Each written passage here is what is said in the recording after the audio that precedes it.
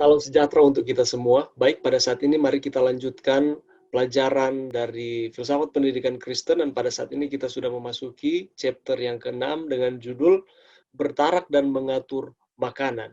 Pada saat ini kita akan melihat apa yang dimaksudkan dengan bertarak ataupun pertarakan itu sendiri, dan apa kaitannya antara pertarakan dan bagaimana caranya kita mengatur akan makanan kita, atau bagaimana caranya kita mengatur akan pola makan kita.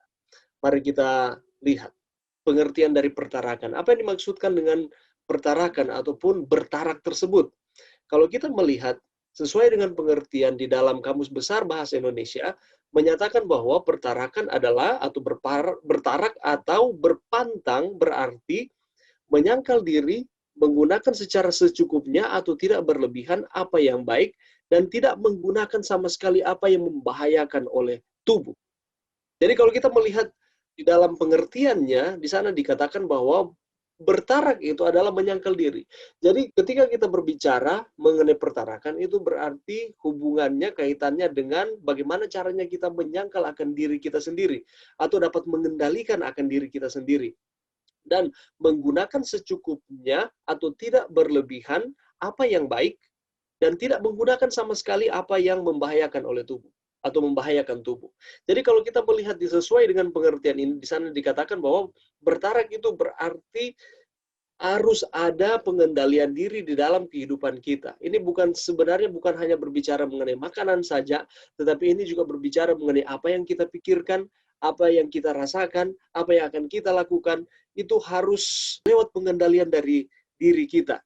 Dan juga di sini dikatakan bahwa bertarak berarti menggunakan secara secukupnya apa yang baik. Jadi kalau dalam konteks ini kita akan mempelajari mengenai makanan atau apa yang akan kita masukkan ke dalam tubuh kita, di sana dikatakan bahwa walaupun itu baik, kita harus apa katanya? Menggunakannya dengan secukupnya. Contohnya, pepaya itu baik. Kita harus makan secukupnya setiap hari. Apabila kita makan setiap hari dalam kapasitas yang sangat banyak, bukan hal yang baik yang akan kita temukan, tetapi justru kita akan sakit perut. Kita akan bolak-balik ke belakang. Oleh karena walaupun itu baik, tetapi apabila digunakan secara berlebihan, maka itu akan menjadi tidak baik di dalam tubuh kita. Apalagi katanya di sini dikatakan, bertarak itu adalah kemampuan dari kita untuk tidak menggunakan sama sekali apa yang membahayakan tubuh, atau apabila itu tidak dibutuhkan oleh tubuh, jangan kita masukkan ke dalam. Itu tidak butuhkan atau itu tidak dibutuhkan atau sama sekali membahayakan tubuh, dan itu tidak digunakan untuk kita konsumsi. Nah, ini yang akan kita pelajari bersama-sama. Di dalam buku Temperance halaman 165, di sana dikatakan seperti ini. Tidak bertarak adalah dasar dari semua kejahatan di dunia ini. Jadi dengan kata lain, apabila katanya kita tidak menyangkal akan diri kita ini, apabila kita tidak mengendalikan akan diri kita ini, maka katanya itu merupakan dasar dari semua kejahatan yang terjadi di dunia ini. Ada statement mengatakan bahwa apa yang kita pikirkan, apa yang akan kita lakukan, itu tergantung dari apa yang kita masukkan ke dalam perut kita. Mari kita pelajari bersama-sama mengenai pelajaran ini. Oke, mari kita lihat prinsip penuntun bagi umat Tuhan yang seharusnya adalah jika engkau makan, atau jika engkau minum, atau jika engkau melakukan sesuatu yang lain, lakukanlah semuanya itu untuk apa? Apakah untuk kemuliaan diri sendiri? Apakah untuk kepujian kita sendiri? Di sana dikatakan, lakukanlah semuanya hanya untuk kemuliaan bagi Allah. 1 Korintus 10 ayat 31. Nah, dengan melakukan akan pertarakan ini, atau terlebih khusus di dalam makanan, di dalam minum, di dalam berpakaian, di dalam kerja, dan dalam segala hal, maka kita dapat melakukan bagi diri kita sendiri apa yang tidak dapat dilakukan oleh dokter untuk kita. Oke, mari kita lihat ini. Setiap pelajar perlu mengetahui hubungan antara hidup sederhana dan pemikiran yang luhur. Pemikiran yang luhur yang tadi kita sudah lihat di dalam 1 Korintus 10 ayat 31. Dihubungkan dengan pelajaran kita. Jadi ketika kita memikirkan akan hal tersebut, ketika kita belajar untuk bertarak di dalam diri kita, mengontrol akan segala sesuatu, apa yang kita pikirkan, apa yang kita makan, apa yang kita perbuat, maka kita akan mengetahui hubungan antara kehidupan yang sederhana ini dengan cara berpikir kita. Oke? Dan orang muda haruslah mengadakan pilihan yang membentuk hidupnya sendiri. Di sini semuanya kita di sini adalah orang-orang muda. Nah, di dalam pelajaran ini menekankan kepada kita bahwa kita juga diberikan kesempatan untuk menerapkan akan pola hidup yang sehat, menerapkan untuk dapat mengkonsumsi ataupun dapat melihat mana makanan-makanan atau mana hal-hal yang patut untuk kita masukkan ke dalam tubuh kita atau masukkan ke dalam pikiran kita atau tidak. Ini semua berkaitan erat dengan pilihan. Dan di sini dikatakan bahwa orang muda haruslah mengadakan pilihan yang membentuk akan hidupnya sendiri, apakah akan lebih baik atau tidak.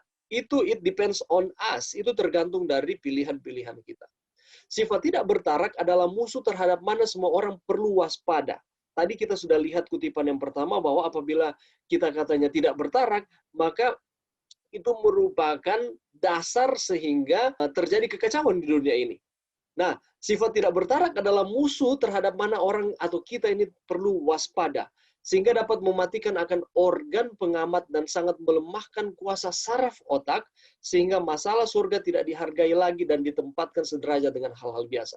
Apabila kita tidak menghidupkan akan bertarak ini, apabila kita tidak mengendalikan akan diri kita, mengendalikan apa yang kita konsumsi, itu lewat makanan, atau mengendalikan apa yang kita lihat, itu contohnya mungkin bahan bacaan, atau media sosial, media elektronik, film-film yang kita nonton, maka di sini dikatakan ketika kita tidak mengendalikan itu semua, maka akan terjadi masalah, kita tidak akan pekah lagi terhadap hal-hal yang berbau sorga, atau pekah lagi terhadap hal-hal yang berbau kerohanian.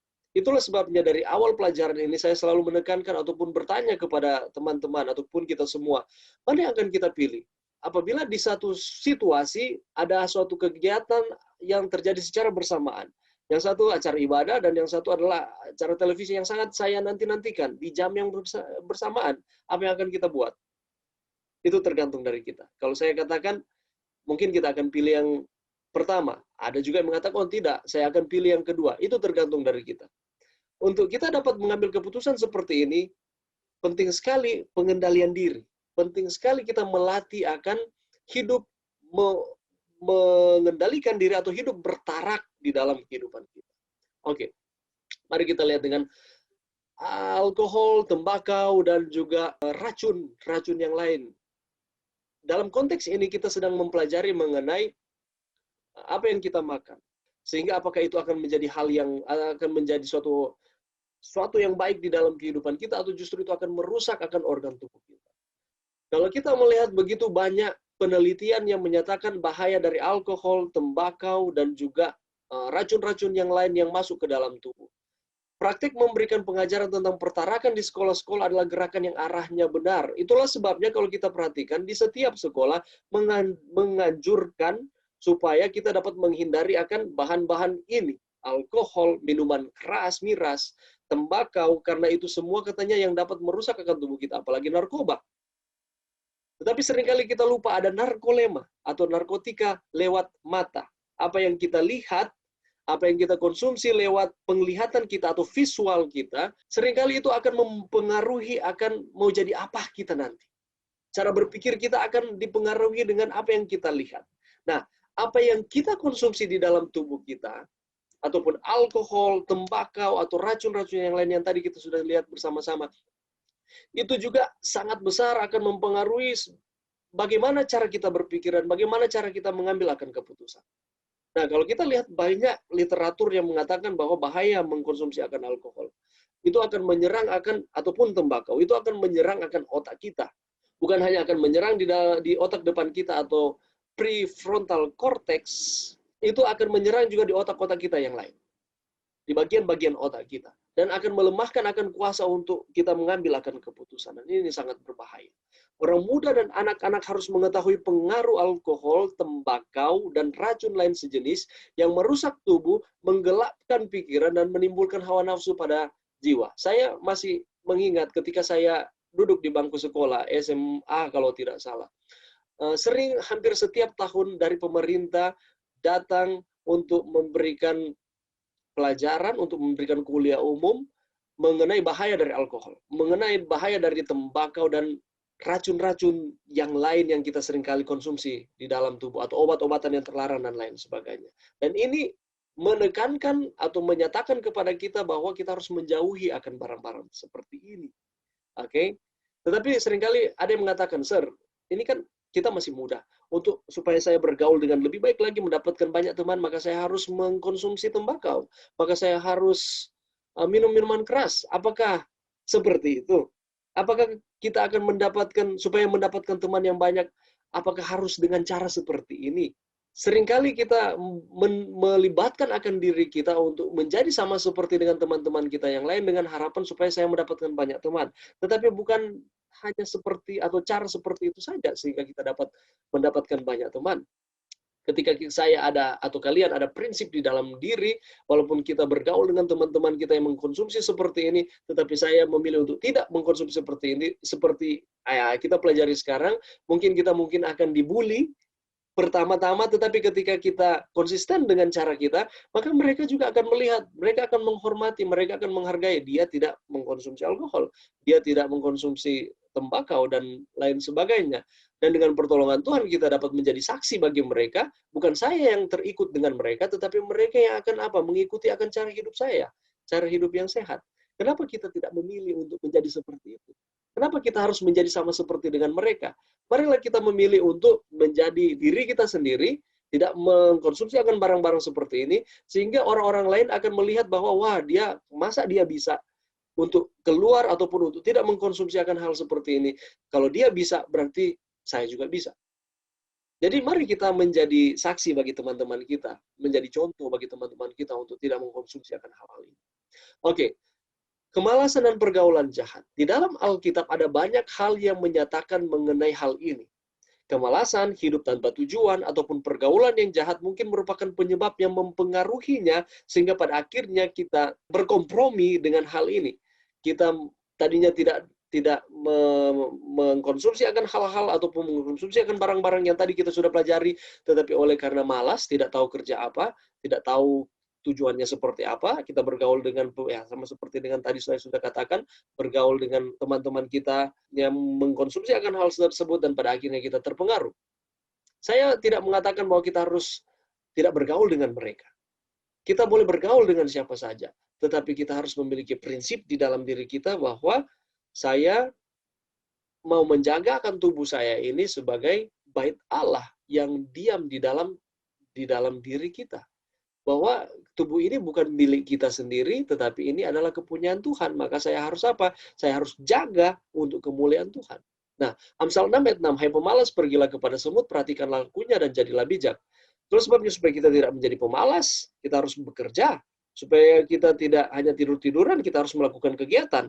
Sehingga ketika kita tidak terjerumus di dalam kemalasan dan pada akhirnya tidak tahu melakukan apa, ya melakukan hal-hal yang tidak berkenan di mata Tuhan, termasuk mengkonsumsi hal-hal yang dilarang oleh Tuhan. Oke, 1 Korintus 15 ayat 33. "Janganlah kamu sesat, pergaulan yang buruk merusak kebiasaan yang baik." Ini sudah dituliskan di dalam Alkitab menjadi pengingat, menjadi pelajaran bagi kita bahwa apabila kita mengadakan pergaulan yang buruk, itu akan merusak akan kebiasaan-kebiasaan kita yang baik.